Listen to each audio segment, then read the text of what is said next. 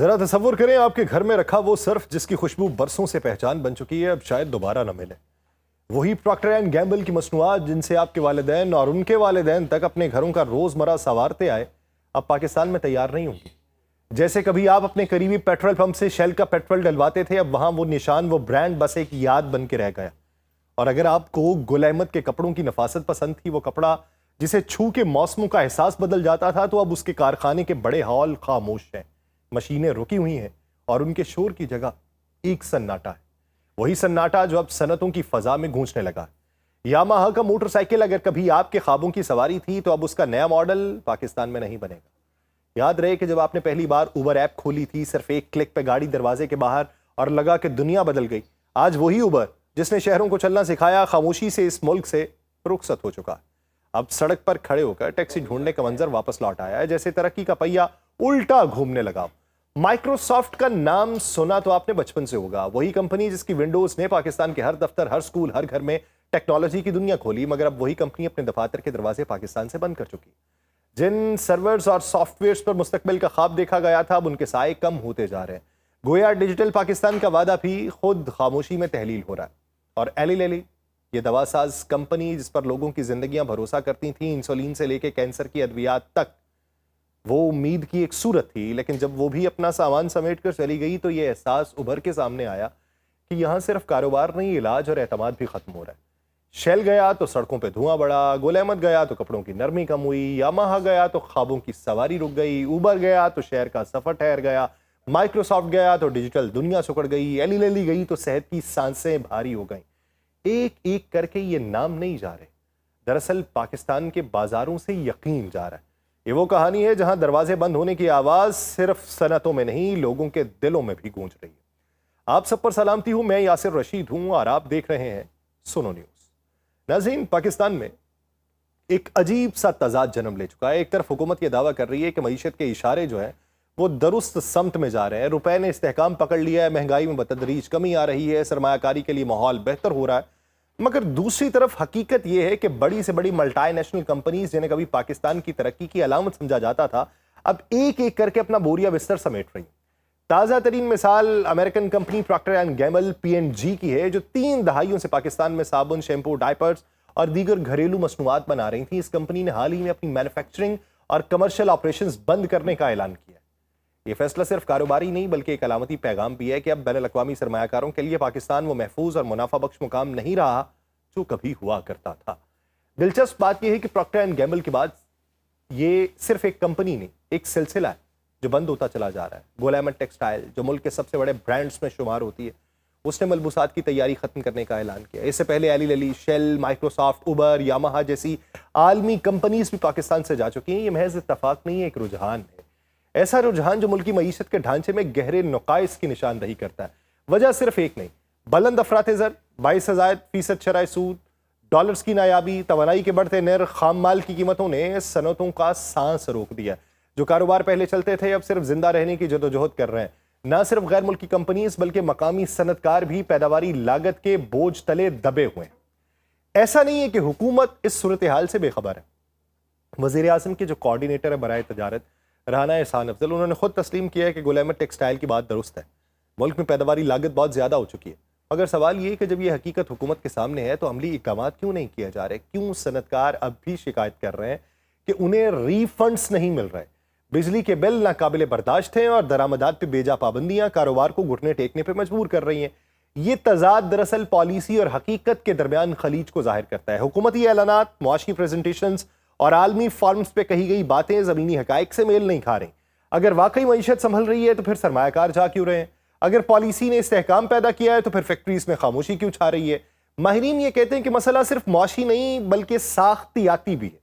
غیر یقینی سیاسی ماحول، بار بار بدلتی ہوئی ٹیکس پالیسیز، بیوروکریسی کا رویہ، قانون کے غیر متوقع نفاذ نے کاروبار کا اعتماد متزلزل کر دیا ہے۔ سرمایہ دار اب کسی منصوبے میں پیسہ لگانے سے پہلے صرف منافع نہیں دیکھتا بلکہ یہ سوچتا ہے کہ کیا کل کے دن بھی یہی پالیسیز رہیں گی یا پھر سب کچھ بدل جائے گا۔ پاکستان کا سرمایہ کاری ماحول اب ایک ایسے مقام پہ پہنچ چکا ہے جہاں لفظ اعتماد سب سے نایاب چیز بن چکا ہے۔ بڑے سرمایہ کار جا چکے ہیں اور جو بچے ہیں وہ انتظار میں ہیں کہ کیا واقعی حکومت ان کے لیے کچھ بدلے گی یا پھر یہی پالیسی عدم استحکام مستقبل کی کہانی بن جائے گا۔ اصل سوال یہ نہیں کہ پراکٹر اینڈ گیمبل، شیل یا مائکروسافٹ کیوں چلی گئی، اصل سوال یہ کہ جو باقی ہیں وہ کب تک ٹھہری رہیں گی۔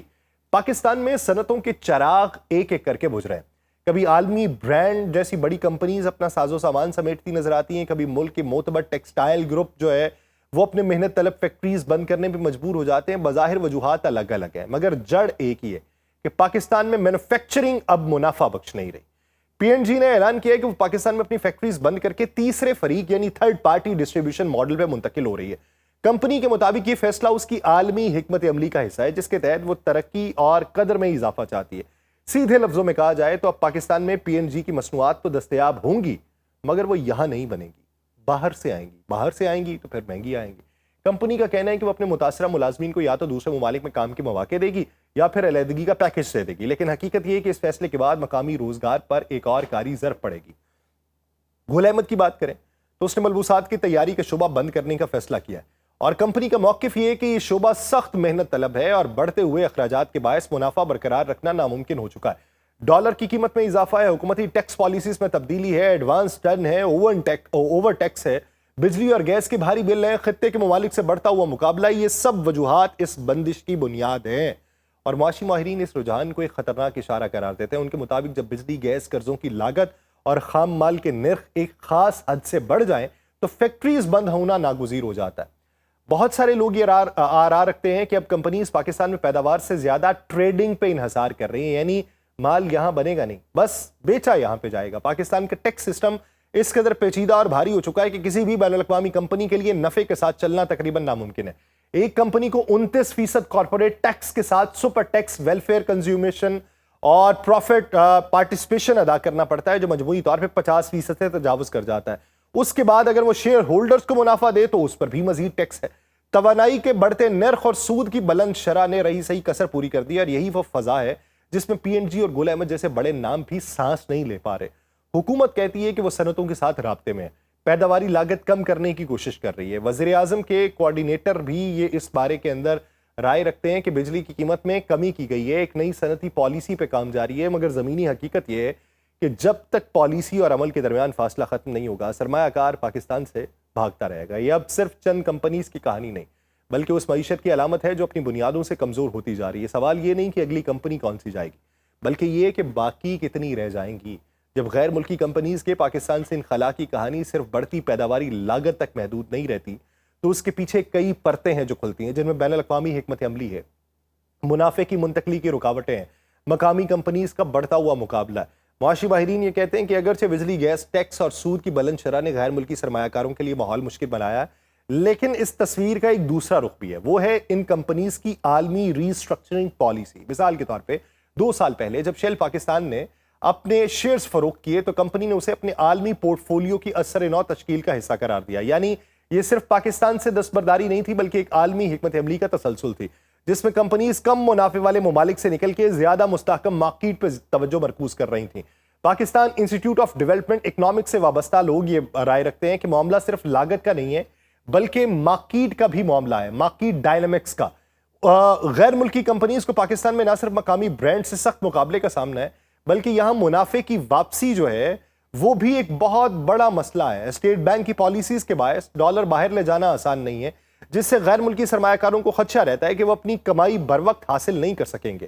پاکستان کے اندر مقامی کمپنیز اب پہلے سے کہیں زیادہ مضبوط اور سستی متبادل مصنوعات بھی پیش کر رہی ہیں جس سے غیر ملکی برانڈز کا مارکیٹ شیئر سکڑ چکا ہے۔ جب سیلز گرتی ہیں، مارجن کم ہوتے ہیں تو بین الاقوامی کمپنیز ایسے ملک میں سرمایہ برقرار رکھنے کو دانشمندانہ نہیں سمجھتی۔ یوں دیکھا جائے تو غیر ملکی کمپنیز کا انخلا صرف معیشت کی کمزوری نہیں بلکہ ایک دو طرفہ دباؤ کا نتیجہ ہے۔ ایک طرف پاکستان کی بڑھتی لاگت اور پیچیدہ نظام، دوسری طرف ان کمپنیز کی عالمی حکمت عملی اور مقامی مارکیٹ کا بدلتا توازن۔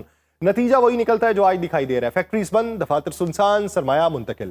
جہاں کاروبار کی زمین نرم ہے، پالیسیز کا مزاج وہاں پہ مستقل ہوتا ہے، تو یہاں پہ اگر مستقل نہیں ہے تو پھر یہاں پہ جو پالیسیز ہیں وہ سخت ہیں۔ پالیسیز پہ اثر نو کیا جائزہ لیا جائے گا، یہ ایک سوال ہے۔ مجھے دیجیے اجازت، اللہ نگہبان۔